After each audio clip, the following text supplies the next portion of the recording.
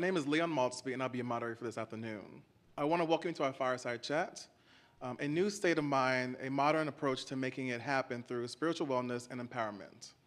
Before we get started, I want to thank Health Matters Clinic, the Department of Mental Health, for making all of this possible today and for taking action on mental health.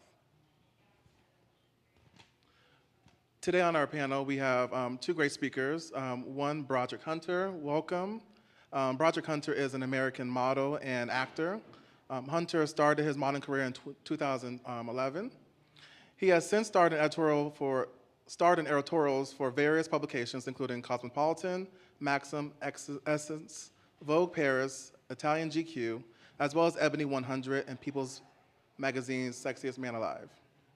TV appearances include Insecure, Rel, a Black woman sketch show, several movies on BET, Hulu, and Amazon Prime, with national running commercials. Since launching Masterclass Sell Your Look, dedicated to personal brand development for creatives and entrepreneurs. Welcome, Broderick. Also, we're followed here with Jarrell Smith. Jarrell is a dynamic leader committed to empowerment with a track record spanning from community initiatives to corporate workforce relations. Former Mr. Winston-Salem State University, he champions male minority encouragement and community service.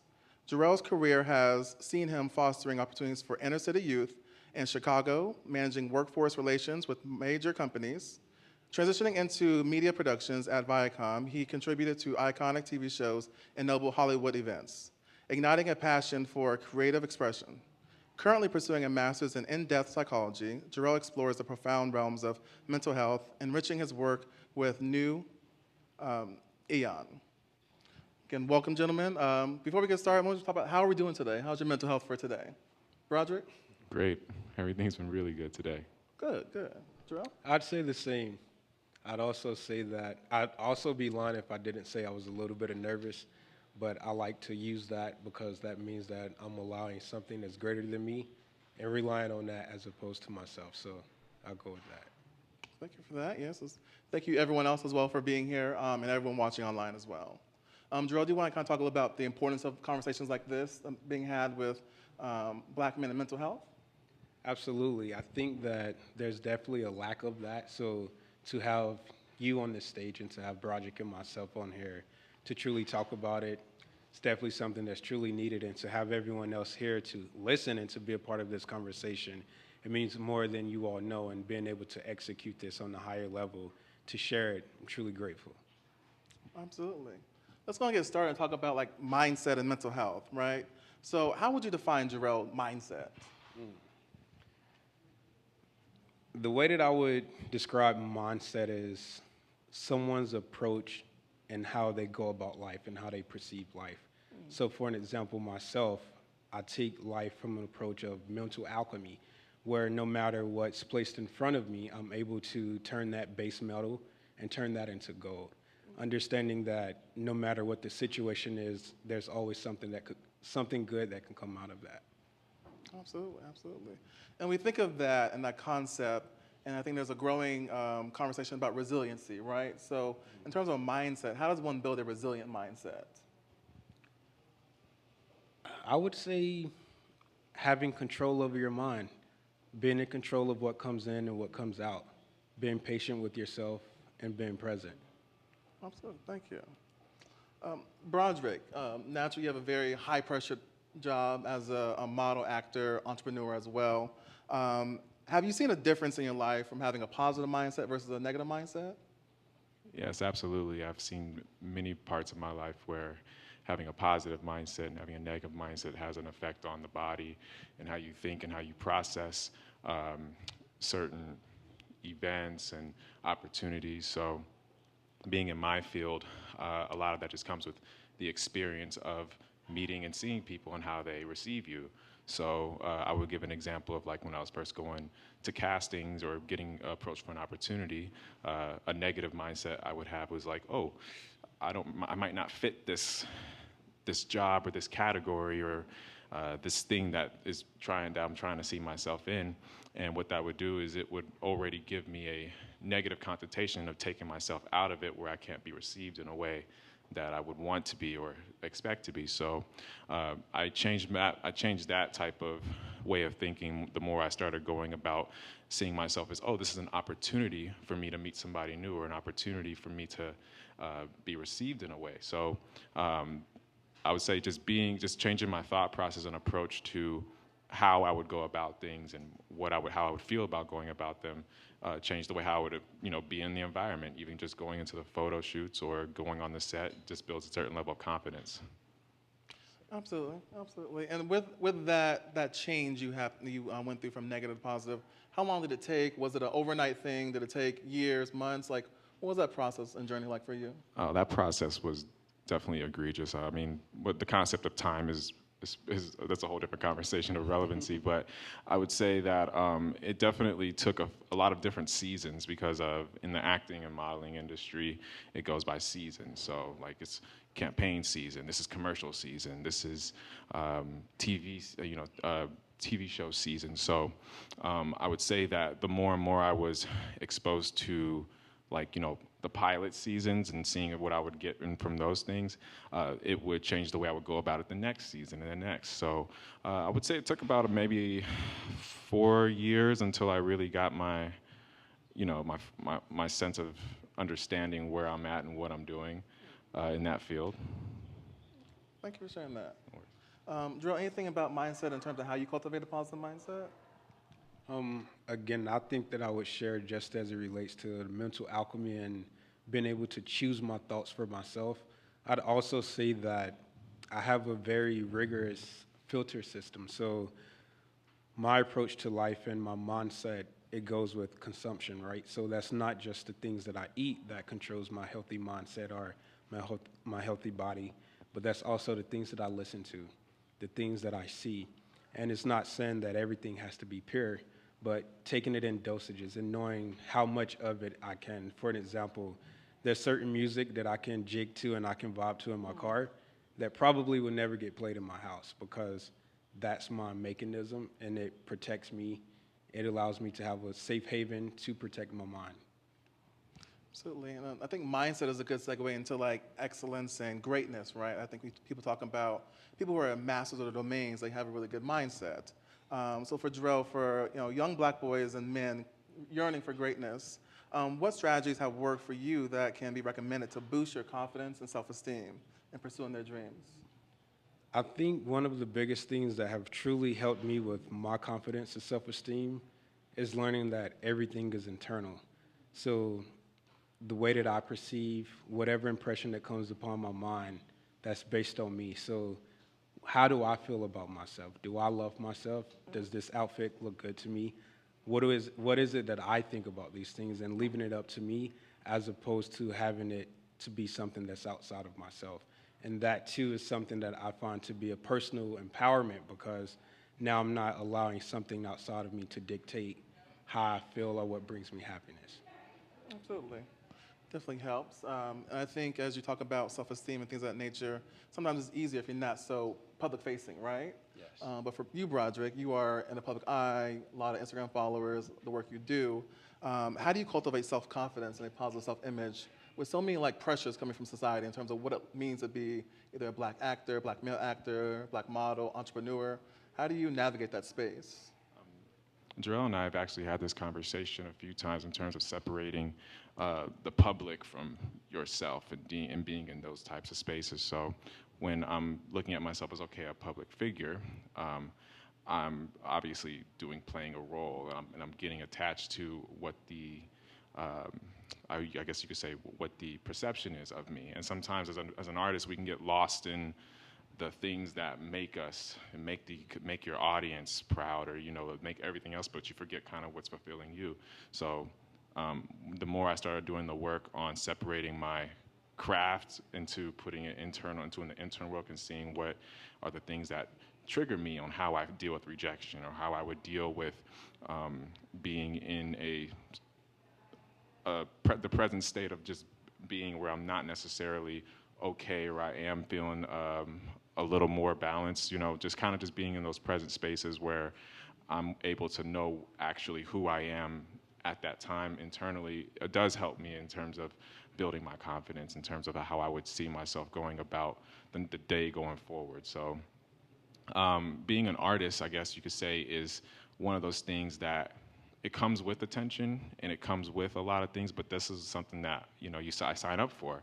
And I do feel like I would be lying if I said that it doesn't come with a lot of mental health risks, because you're constantly dealing with people giving you feedback and giving you certain notes to improve, and you can internalize that and say, well, is there something wrong with me? Is there something wrong with the way I talk, the way I walk? And those were things that as a young man, I was consistently trying to make sense of and not take personal. But it didn't take till me being an adult and being able to actually know how to process my mental health, which made me a better artist. So that's kind of where the two kind of started meeting. And at this present, you know, at these times now, I'm just getting better at separating the two, which is overall making me an embodiment of just being a Broderick Hunter, and not necessarily the model, the actor, or the boyfriend, or the friend, or the coworker. You know, it just kind of merges everything into just being in the present. That's great. As you talk about almost like the different versions of yourself, right, that you have to be sometimes for work and also personally, how does your support system, people around you, feed into that notion of being able to be almost grounded in a sense? Well, community is definitely important, I would say, in terms of having that support system, as you could say. So, for example, my mother, she makes the decision every morning to send prayers out to mass text messages, and we have the option, people who see them, they have the option to read them, or you have the option to don't. I would say she's been doing it for years, and you know, there were certain times I was living away in person, so I was like, oh, okay, mom texts a prayer, great, that means she's alive. But I would nowadays it's more so I digest it, I receive it, I journal about the prayers, and I make my own prayers from there, because again, these are decisions that we can make from how we want to utilize people in our community. It's the same way how we see our friends. So I feel like having a strong foundation of people who know who they are and who are living in their truth is going to continue to elevate any artist and any person as it relates to being in that atmosphere and going about the journey. So I would say my community is one of my favorite things in my life. It's amazing. It definitely needed, especially in the Black community, to have people around us that support us and uplift us in that nature. Jerome, we talked about earlier, mentioned briefly about resilience, right? And I think sometimes resilience can be equated to like airbags. You don't know if they work unless you go through something, unless your car hits something, you realize, okay, these airbags work. In regards to being a resilient person, there's conversations about being had that you have to go through a traumatic experience in order to test your resiliency. What are your thoughts on it? Do you think trauma is needed to be resilient, to be able to test that, or is that something that someone can say without, in the absence of trauma, that they are resilient? I wouldn't necessarily say that I think it takes trauma in order for you to have resilience, but I would say that it takes some type of setback or some type of delay in what you foresee for yourself, and having obstacles, and how do you navigate that, right? And your ability to navigate that and to accept whatever is in that roadblock is a part of having resilience. So I wouldn't necessarily say that it takes trauma for that to happen, but definitely to have blockages and things in the roadway that you may assume rather that you can't accomplish it because of that. Okay, and those roadblocks will always be like mental health related things, right? So it could Correct. be loss of a job, loss of a loved one. So when going through some of these setbacks and roadblocks, what are some strategies that you think are beneficial to strengthen that resilient muscle, if you will? For me, it's reminding myself of who I am at my core. One of the other things that's really important to me is identity and how I identify myself. If you identify yourself by your title, by your name, by the job that you do, or who you are to someone else, that's very limiting. But the moment that you pull those layers back or those labels back, and you're left with that core, what is that? Who is that? And what is that capable of doing? And for me, that's capable of doing anything, because I see myself to be much greater than the title or the thing that I possess at such time. Absolutely. So being able to see yourself from a greater perspective of just where you are in that exact moment. Absolutely. Thank you. And that self-identity, naturally, again, coming back to public-facing things, and a job and a career that has constant setbacks and where failures is almost a daily occurrence sometimes for some people, it can be very daunting, if you will. Can you talk about your experience with resiliency in terms of an industry that requires it almost? I would say it's redefining what failure is and how failure resonates in the mind and the pictures that come up with failure. So for me, early on, the definition of failure would be not getting a call back, or perhaps forgetting our line, not submitting an audition the right way, or having second thoughts. So that was my definition of failure then. When my failure to me now is not allowing myself the full confidence in the moments to know that everything is happening in order. So to me, that is decreasing your vibration to only accept the things that are from a limited perspective, as Jarrell would say, like not allowing yourself to be fully knowing that everything is working out in this divine order. And that's where I feel prayer comes into play. So it's like, well, what's for me is for me, and what's not is not. So I would say redefining and reanalyzing how I would see failure helped me accept what the outcome was, what the outcome would be, and not identifying the final product as this was a failure, or this was something that didn't go according to my master plan. So feel like everything has a divine order in how things are supposed to go, and the more we see the bright and the light in those situations, is the better we're going to feel, and the better we're going to be able to do our job. And that's just something that I learned and that I give to a lot of my mentors, people that I mentor and people that I help with their career. That's why I say, hey, whether the agency likes you or not, whether you get that call, whether you get that paper, the best thing is that you got somebody to see something, and you got a chance to be in the room and in the zone. So I would say that redefining how I saw failure is what really helped me. In that redefining failure, did you also look at success very differently, or did you have the same outlook on success as well? Yes, actually, I did look at success differently, and success kind of changed for me when I looked at what I defined as the limitations that I would set upon. Okay, well, this is successful. This is something like if I would say, okay, YouTube, I'm on YouTube for skincare regimens, and sometimes people would leave comments like, yo, that product messed up this, and this product is that, blah, blah. I could look at the YouTube video and be like, well, this was, quote unquote, a failure because nobody found the products useful. Or I could use it as, oh, this is successful because people are enjoying it and people are engaging with it.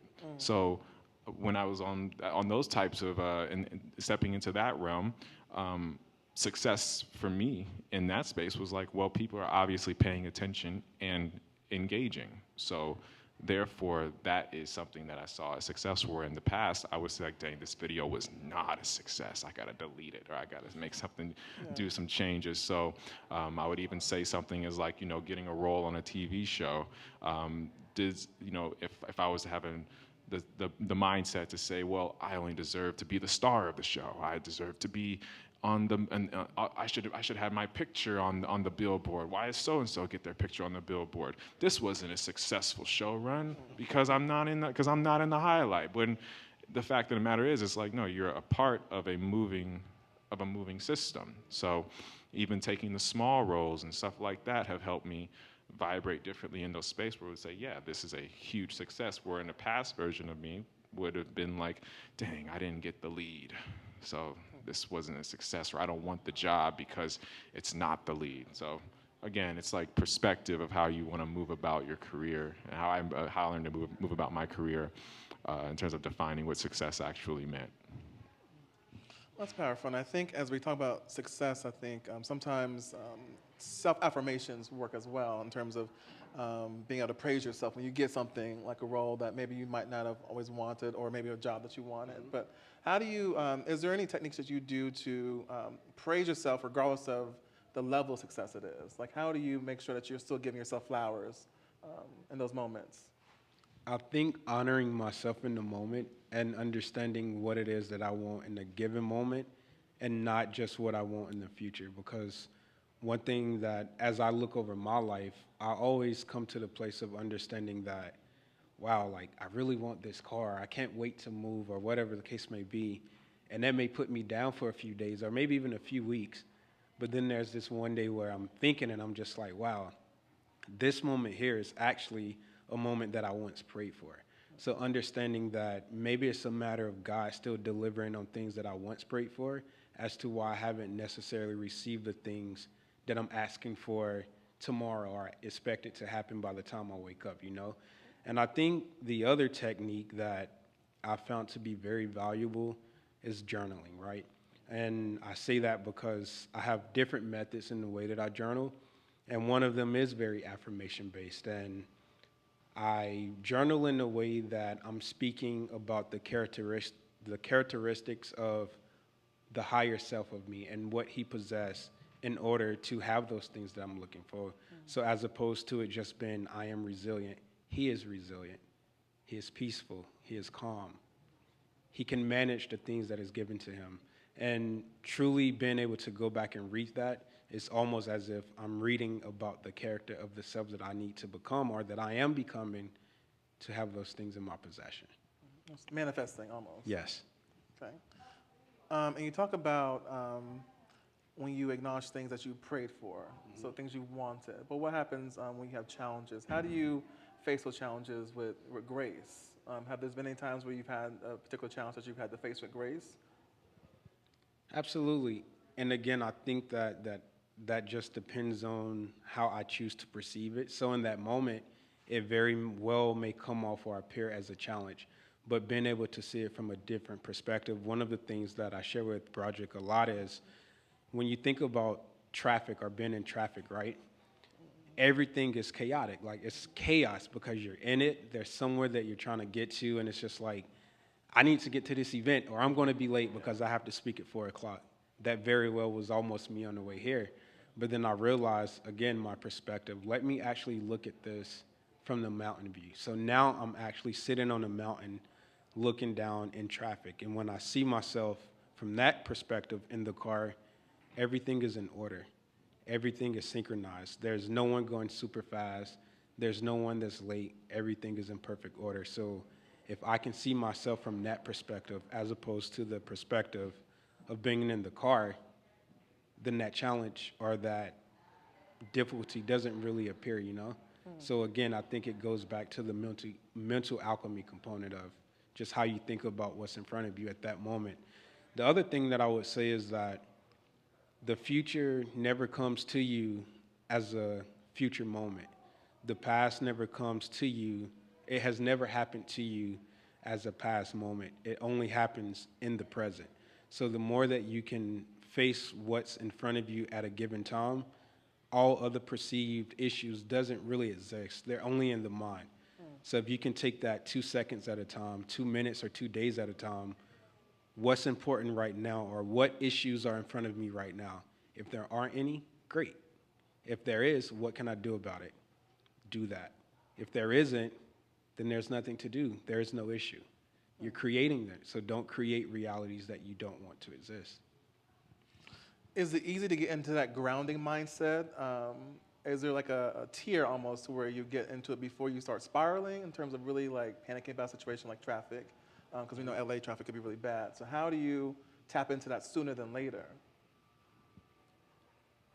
I don't know if there truly is a way. I think that sometimes it's a matter of actually experiencing it and knowing, like, actually, I need to come down, or actually, I need to see this from a different perspective, or even being able to talk about it. And I think that we even go to the point of building community and being able to articulate these things, because you may not always have the answer. You may not, it may be just truly your perspective, but the more people you're able to talk to about it, or the people that you do feel comfortable to speak with about it, you're giving more discernment, or you're giving more expertise in it, because their perspectives may be totally different than yours, and that allows your perspective to grow.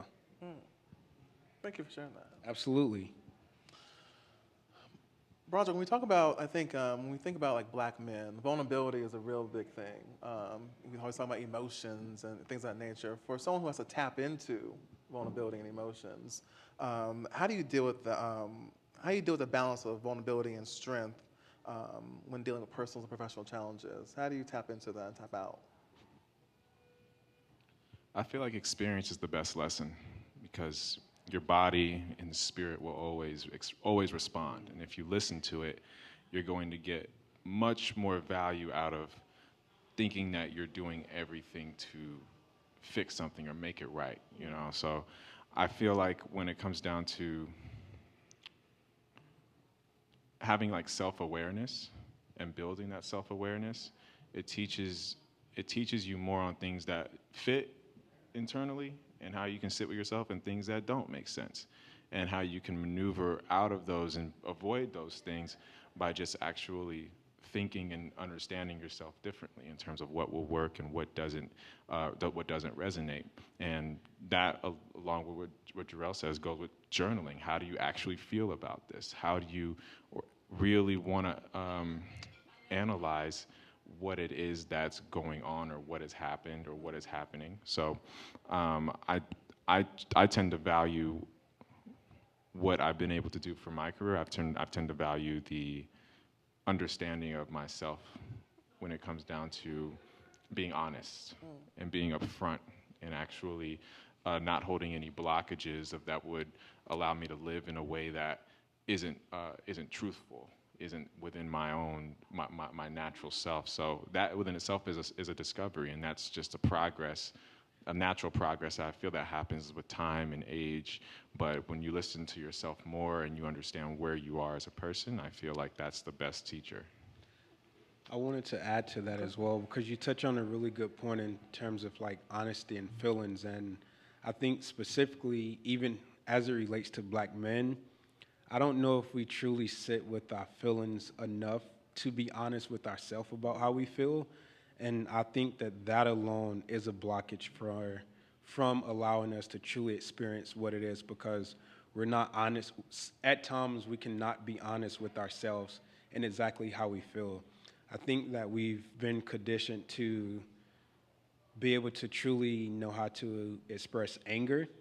So when it comes to anger, that's easy for us to express. But when it comes to love or frustration or joy or happiness, it's difficult to express those things without having connotations around them that, oh, I'm soft, or I'm not a man, I'm not masculine. And truly, it's our feelings and the emotions that God has given us is no different than he has given to the female body or the female, you know? So being able to honor that and being able to honor how you truly feel, I think that is a gateway.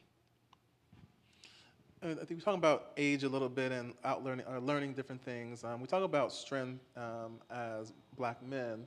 I'm curious, did your perception of what it means to be strong at this age now differs than what it was as a teenager, and what has influenced that transition? You know, when we think of like being a teenage boy and strength, we naturally see our public figures, our male figures in our life or on TV, and we kind of, sometimes we create a concept of what strength is based off of that. But I'm curious, for your different experiences, different ages, how that transition of strength looks like for you, For then certain, versus now.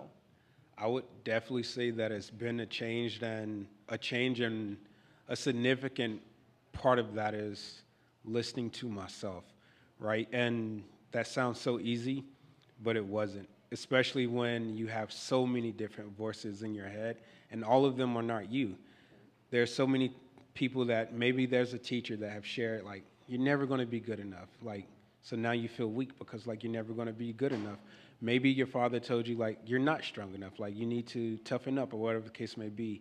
So when other things happen in life, that voice is still within you, and you've accepted that to be your truth. You've accepted that to be your voice.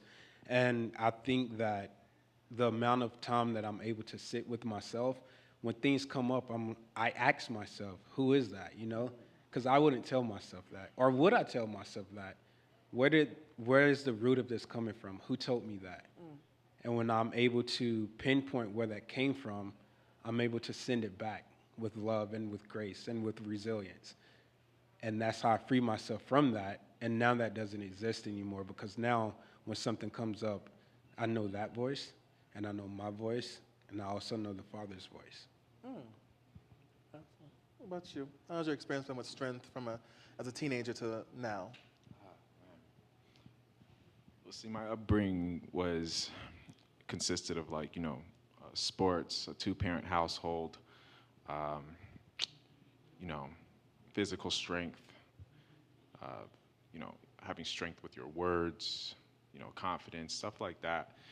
I think that, well, I've come to know that a lot of strength really comes from how you identify with the community and and the voices around you, as well as the voices as well as how the voices inside of you are being received. So when I'm understanding what it is to actually be strong and understand what strength is, to me, I feel like I identify with strength at a teenager as being able to, lift and take on and suppress things. Like, you're being strong right now. You didn't cry.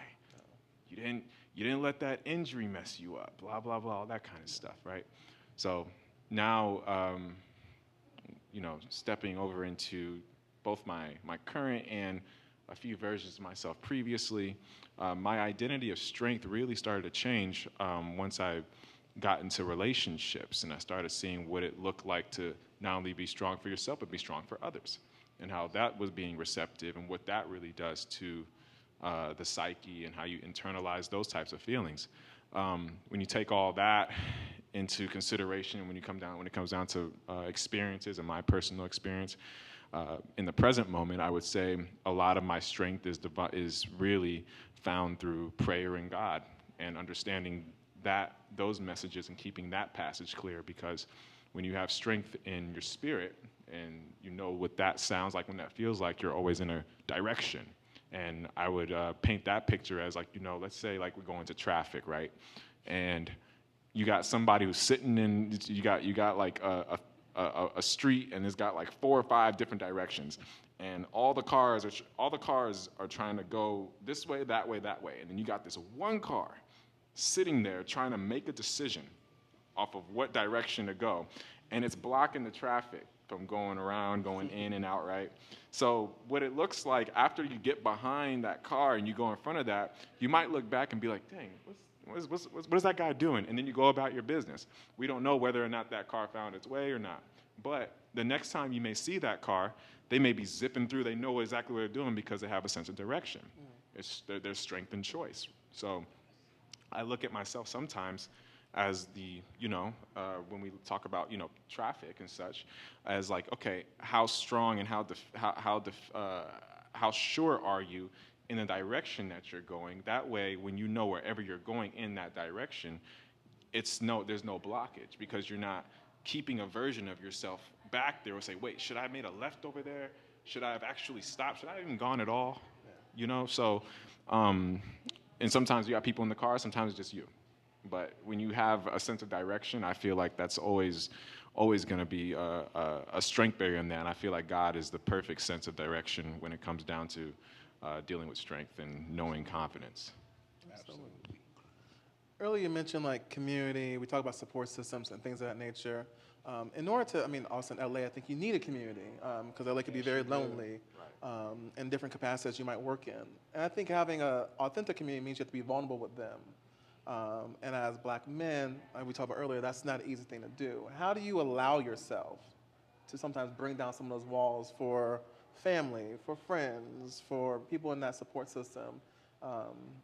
Is there a process? Are there boundaries that need to be, had? Or how do you allow people to come in to be able to be vulnerable to create that community?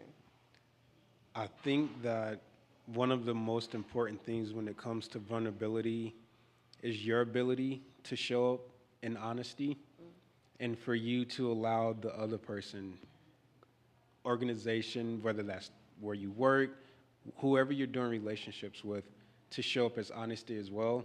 That allows a safe space for vulnerability to happen. But if one of those aren't there, then it creates a difficulty for that to happen. So I would definitely say being honest first with yourself, and then allowing and accepting said other to do that as well. Anything you add to that? May I ask if you could repeat that one more time? Just say, how do you allow yourself to become vulnerable with people in your support system, Allowance. family, friends, and things of that nature to build that community authentically? I feel like the key word is allowance. Allowing, like, what do you allow in your life? And that feel comes from what's blocking and what's not, what's being received and how it's being received. So when it comes down to that, I truly just feel like it's just one word has come down to, like, it's just honesty. Like, what are you? Are you having an honest vibration within the space where there aren't things that are being misunderstood or something that's being, like, kind of confusing, like, to the person that needs the vulnerability, or the person who wants to be vulnerable. I feel like when we are talking about those types of things, you have to allow yourself to fully declothe and be one and present within your words and your actions in order to fully be able to receive the proper guidance that's necessary for you to know how to be vulnerable. So you can't expect somebody to say, "Oh, I'm being vulnerable right now," if you yourself is not allowing yourself to be naked, just naked with everything that you're talking about, because it's going to it's going to allow whatever energy comes to be what it is. But if there's some type of thing there that's not being truthful, then I feel like that's what doesn't allow that type of vibration to work. So that's where I would take that out. And obviously, naturally, May is Mental Health Awareness Month, and oftentimes people of color have normalized certain feelings. So we don't always call it what it is. It might be depression, it might be anxiety, it might be a host of different other conditions. I think sometimes we've normalized being at a high level for so long. How does one acknowledge, or how does one maybe feel or be able to identify that their heightened sense of whatever that emotion might be, whether it be sadness or anxiety, is actually something more than just sadness and anxiety? Has there ever been a time, like, how would you identify that for someone? If I'm honest, I'm not sure how I'm able to identify that for someone else, but for myself, I think I'll take the example of excitement and anxiety, right? Mm-hmm. For me, there's a very thin line between being excited and having anxiety. For an example, being here right now, I was very excited, mm-hmm. and within that drive, that excitement easily turned into anxiety. Mm-hmm. And once I realized that, I'm like, oh no, like, actually just calm down. Like, this is what it's supposed to be. Like, this is a moment that I wanted, and it allowed me to rest assured. But I think, again, being able to identify that for yourself, when there's different changes in your moods or within your life, if you keep your house sharp, and then, like, all of a sudden, like, you don't really care to keep the dishes, or, like, whatever the case may be, or those things that make you feel like, oh, I've actually lagged, then maybe there's something wrong there, because you're not truly attending to the things that you once did. Or that's music. Like, oh, I love music, and now I'm not actually listening to music. Maybe I should, like, figure out if there's actually something wrong. And I think that one of the biggest things that I've realized too is that it's easy to go in those states when you feel like you don't have community. So it's easy to feel that when you're isolated. So being able to talk to other people about it, and being able, again, to be honest and share where you are, it brings you out of that place, or it takes you before you're able to even go into it, because you know that you have that community that you can share that with, and it doesn't seem as bad as it may once did. So changes in patterns, changes in desires could possibly be something heightened. And also within the Black community, how do you normalize either getting support? I'm not going to say therapy, because everyone looks at certain things differently, but how do you normalize or encourage people to get support when they have those changes in those desires or patterns? I think the first thing that I would say, and this is because this was a connotation that I grew up around, where seeking help meant that you were crazy. It meant that something was actually wrong, and if there is something wrong, it's okay. And that's why there's help. And even something in the sense of, like, being on the spectrum, I think when I was younger, I often thought that having ADHD or having ADD was a very negative thing. It meant like, oh, you have disciplinary issues. It means this, it means that. And there's so many different stigmas around what it means in regards to the help that you actually need, to where it make us frown upon it. And also not truly being knowledgeable of the resources within themselves would also make someone frown upon actually getting the help. But once I had more understanding for myself, I began to like take that as a sense of joy and a sense of pride, because where once someone told me like, oh, you're not disciplined or you have ADHD, I realized that like for me, that's like stimuli. Like I'm too creative. Yes, this is too easy for me. Like I need something else to do. And I was able to identify it in a way that felt comfortable for me and not something in the sense of it meaning that there's something wrong. Actually, there's more right than need to be, honestly. You talk about ADHD, it's interesting because I think in the 90s there's a high prevalence of African American kids being diagnosed with ADHD, misdiagnosed Exactly. with ADHD. It was just how they express themselves. So it's a very fair point. Broderick, how do you encourage people to overcome the stigma that we talk about in terms of mental health and to also seek support for any challenges they may be having? I usually try to challenge people in that arena in terms of my expertise being in the industry. A lot of people will look at me and say like, this guy has it all together because he looks this way and he's doing this, so there's no type of way this guy needs any type of help. Until you say that, hey, there's things that are more important than this. Like I got a lot of people say, yo, how do you look like this? I was like, look, do all that, but there's internal work. And when you say the things like, well, what is internal work? It creates the awareness that, well, let me find out what that means. Oh, okay, therapy. Oh, okay, healing. Okay. So you start to kind of just start pinpointing the dots back to self. So I know, for one, I can't fix anybody. I can't tell anybody to say, hey, you need to go to therapy, you need to do this, because I have my own issues. But I feel like where God is using me in my life right now is in terms of just being a guide and kind of just allowing people to know that those conversations actually exist, over saying, hey guys, make sure you get to therapy tomorrow, do this, because I already know that these are things that I'm already practicing. And I feel like when we honor and respect people, we tend to become mirrors of what we love and what we appreciate. So how we choose to represent ourselves and how I choose to represent myself these days is by guiding people to the direction where I'm already naturally headed, over trying to say, hey guys, I'm going over here, but y'all go over there. It's like, no, come with me along this journey. Come be vulnerable with me. Come share these types of things that I'm learning. I'll be sharing the things I'm learning. Please share what you're going to learn as well. And those are ways that I feel like has provided me more strength and awareness in terms of talking about the things such as mental health and dealing with things like ADHD, anxiety, all the terms that come to mind when in the Black community and any community. But yeah, I would think that that's my personal way of guiding people to the subject of mental health and dealing with those things. Yes. May I add to that? I think that's a very great point, Broderick. I would also say that making it cool, right? I think, again, with so much negative connotation that we have around it, one of the things that I pride myself in as it relates to New Aeon is truly to make mental health cool. This conversation is therapy for me. I'm sure for someone watching, So, like, it's not this rigorous form of what therapy looks like. Art and culture. Painting, that's therapy. Listening to music. To someone, that's therapy. Sometimes I have to listen to music to clean up my crib. That's therapy. That feels good, So again, like, send it in alternative ways and not just this, person behind the desk, listen to me vent.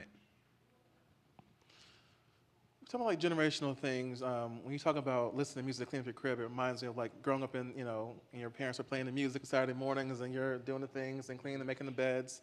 When thinking of like the older generation and mental health, what is something you would tell someone like your age on how to educate someone older than them who may not believe in mental health and may not believe in anxiety and depression? Like, how do you bridge that gap generationally with, you know, people who just don't believe that? Jarrell's eyes, I love that. Go ahead, bro. Forgive me. I was just going to say that prayer alone will not do it. Like, and the reason why I said it is that I think that the older generation was almost embedded to rely on God for everything. But even the Father says that faith without works is dead, you know? So it goes beyond just the prayer, but actually putting in the work, finding the mode of therapy, you know, and actually putting that into play as well, and not just a matter of like, one day it's just all going to be okay. Somebody's going to come out the sky and save us. Actually, I like to believe that He's already given us the tools to save ourselves, you know? Anything you add to that? Honestly, I wouldn't change a thing that Jarrell said. Like, it's absolutely true. I feel like a lot of strength has to come with action and knowing that you have a lot of power within you to change your own self-narratives and make those decisions that aren't putting you in those same cycles that put you in like those holes, and where you got to keep, sometimes we get so used to digging ourselves out of the hole that we've just, I'll get out of it. I'll be all right. You can also make the decision to never have to say, I'll be all right, and just say, I'm all right. I'm good. Everything's working out. So I personally think that everything that Jarrell has stated is spot on, and I mirror that statement. When we think about power, you mentioned the word power in terms of like in terms of empowering ourselves, how does authenticity, how is that prioritizing your life professionally and personally that guides your empowerment? How do you lead an authentic life? How does that bridge for you? Living or leading an authentic lifestyle? Yeah. I personally feel like when it comes down to authenticity, we look at it as like labeling. So if you go to the store, you go to a flea market, you say this is authentic shea butter, or this is authentic this, and it's a label. So this is authentic because it says it. I feel like a lot of the authenticity in terms of being an artist comes down to not only how you perform, but what you put into the performance on the outside. Like, are you this person that is only this way when it comes down to them booking or being in the system and doing this? Are you the same person without it? Can you wear the same type of hat, or can you do those things without it changing how you're perceived? Like, you meet people, oh, I met them on set, they're this way, but I met them at the party and they're this way. And those are the types of things where I even have to take into accountability in my lifestyle, in the life that I chose, in terms of how I see authenticity in myself. So I feel like the true stake that makes authenticity is being real, just being real with yourself, and knowing that this is that you are in perfect design and feel everything without faking the feelings or faking the emotions, and just honestly going about that organically, because imperfect is perfect. God made the world in His perfect vision. This is all the things that are happening that were quote unquote imperfect. Mm-hmm. Is actually in perfect alignment with what the divine order needs in order for the light to win and be in success. So I feel like playing my part in that, in terms of feeling myself authentically and knowing the trials and tribulations and being authentic in those spaces, is what makes me authentic, and that's what I encourage other artists and other people to do that I talk to when it comes down to feelings and emotions. Thank you for sharing that. We do have some time for Q&A, questions from the audience. We have a few people here. I wanted to take an opportunity to see if anyone had a question. Okay, we got a question on the mic here. Peace, brothers. Peace, brother. So, in this time and day in 2024, do y'all agree that it's okay for us? I know you was just talking about authenticity, Broderick, and to be able to really be authentic and not there's a term for it, code switch in any space. Do you think that we're in a time now where we don't have to do that and really can just be, you know, stand for what we believe in any space? And actually, I'm not really asking the question. I just wanted to comment and say this. I do think we're in a space as a people, as a race, to where we know our worth now. It's just like the Harlem Renaissance. You know, it's a lot going on. So I just wanted to kind of just make that comment. And being authentic is very powerful and important in today's age. And just 'cause there was so much they didn't want us to know. They didn't want us to be educated on. You know, the opposition, when we talk about, you know, the history in this nation. So yeah, I just wanted to say thank you for sharing that about authenticity. And yes, great conversation. Sorry, I missed the first half, but yeah, great conversation. Thank you for your comment. Absolutely. Yes, yes. That is an important question. I'm curious to know, like, your thoughts in terms of code switching, professionally, as you know, actors, entrepreneurs. Also, you know, when you're outside that space, is it necessary to code switch in 2024 for you in your life? Jarrell asked me a really dope question the other day. He said, "Would you lie to protect yourself?"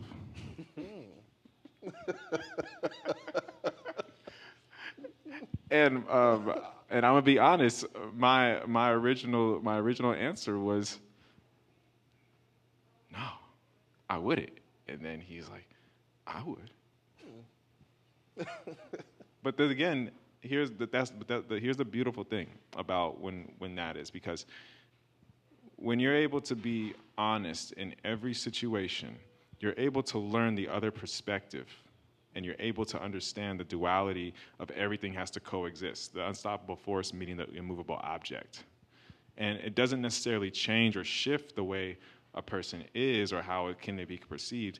It's more so how they could be aware and understand the other side, because sometimes to beat your enemy, you have to understand how the enemy moves, right? So not to say it's anything within that is enemy toast, but I personally think that it's really important to put yourself in an environment where you see yourself authentically living in that truth, so you can have the option to know what it looks like to actually be in your desired place. Because if you're trying to lie and say like, oh yeah, you know, health matters, this matters, but you only eat Burger King and you do all this stuff and like that, you're creating a false narrative in terms of to identify with something that you want to be you want to be associated with that. So I personally feel like if it does come down to code switching, or if it is a code switch situation, I would hope the person is actually being authentic in that situation, so we can know what side it resides on, and then that gives the option for, again, to internally process and move around. So that's my point on that. I'll highlight the I would lie to protect myself part first. So in regards to that, I was given the context of when I was younger, you know, I was afraid of my father. Like he would whoop me, you know, I'm going to get in trouble. So if he asked me something, did I eat those Oreos that were in the refrigerator? Absolutely, I did not, because I want to protect myself in that moment. But if there isn't a matter of fear or discomfort that you have around the consequences, then there's no need to lie. So that's more just in context of that. In regards to code switching, I think once upon a time I thought that was something that was very important. But as I grew older and I got comfortable with myself, I realized that there was no need for that, for the sake that I personally know the expectations that I have of myself, and that is of high standard. And I feel like even that supersedes any expectation that someone else have of me. Whether that's how I go to the job, I used to feel like, oh, I have to wear a collar, or I have to have like a button up. And it's just like, actually, no, they hired me because they knew that like I'm capable of getting it done. Not because they wanted me to perform, in a sense, or when I show up, it's not to perform, it's actually to just be. to exist in this moment as who I am, because that's why they called me here. I feel like it would be a disservice to myself and to others if I felt that I needed to code switch in order to be the part. I am the part. Very perspective. Thank you. Thank you. Any other questions from the audience? Okay, I have one more question. I'm just kidding.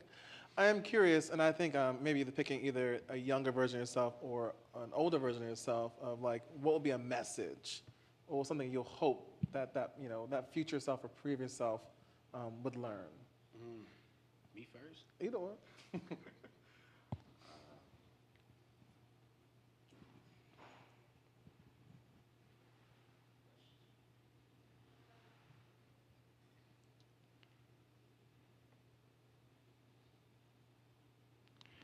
I would say that when I was younger, when I got a little backstory, I got tattoos and stuff, so I got all biblical. It's only the one that I have that actually really brazed and has meaning to me now is put God first. Put God first. When I got it, I didn't know exactly. I knew I wanted my space, and I wanted myself to be in alignment with that. And sometimes I feel like there's things that come in life where we get distracted from that. But I feel like every time I've been successful in my life, it's because I have put a prayer behind it, or I've put a God intent behind it. So I would just always remind myself in every situation to just pray before and put God at the forefront of it, and trust that that's the present, because it's already initiated. So that's the most important thing that I feel like I have been able to hold on to. But I would always remind myself if I can go back the times that I didn't put God first. So I would just say that much. Thank you. For myself, I'd say that growing up, I often consider a lot of how other people view me. That was of the utmost importance to me. And I feel like even till this day, I could have been so much further if that wasn't such a huge thing in my life.